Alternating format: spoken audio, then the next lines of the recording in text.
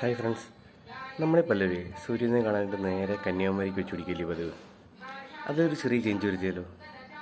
ഞാൻ മലകൾക്കിടയിലൂടെ ഇങ്ങനെ സൂര്യനെ കുറിച്ചിടുന്നുണ്ടല്ലോ. അല്ലെങ്കിൽ നേരെ മലമേൽ പാറയിലിട്ട് വിട്ടോ.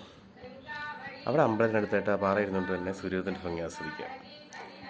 ആ മലകൾക്കിടയിലൂടെ ഇങ്ങനെ സൂര്യകിരണം വരുന്നത് തന്നെ കാണുന്ന നല്ല ഭംഗിയല്ലേ. ആ തൊട്ട് അപ്പുറത്തുള്ള അമ്പലത്തിൽ നിന്നുള്ള സുപ്രഭാതവും. ഇതിൽ കൂടുതൽ എന്ത് വേണ്ടേ? അടിപൊളി കാഴ്ചയാണ് കേട്ടോ. ഞാൻ രാവിലെ ഒരു 5 മണിക്ക് പോയാണ് സുപ്രഭാതം കിട്ടേണ്ടപ്പെട്ടിരുന്ന് ഇങ്ങനെ വീഡിയോ ഒക്കെ എടുത്തുകൊണ്ടിരുന്ന സമയത്താണ് ഈ ഒരു വിഷ്വൽ കിട്ടിയത്. നല്ല വീഡിയോ ആണ്, നല്ല രസമുണ്ട്, എനിക്ക് ഭയങ്കര ഇഷ്ടപ്പെട്ടു. അതിമനോഹരമായ കാഴ്ചയത്.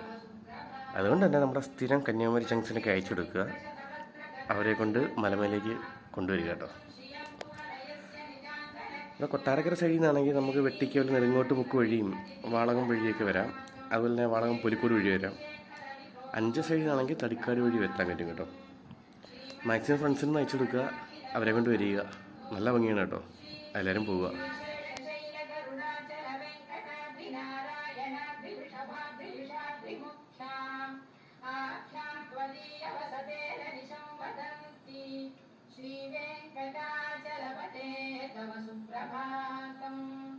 सेवा पराशिव सुरेश कृशानुधर्म रक्षोऽम्बुनाथ पवमानधनाधिनाथाः बद्धाञ्जलि प्रविलसन्ति च शीर्षदेशाः श्रीवेङ्कटाचलपते तव सुप्रभातम् नाडीषु देवि गणाज मृगाधिराज नागाधिराज गजराज हयाधिराजाः स्वस्वाधिकारमहिमाधिकमर्थयन्ते श्रीवेङ्कटाचलपते तव सुप्रभातम् सूर्येन्दुभौमबुधवत्पदिकाव्यसौरिस्वद्भानुकेतुरिविशत्परिषत्प्रधानाः त्वद्दा सदा सचरमावधिदासदासाः श्रीवेङ्कटाचलपते तव सुप्रभातम् त्वत्पादधूलिभरितस्फुलितोत्तमाङ्गाः स्वर्गापवर्गजनमेक्षनिकान्तरङ्गाः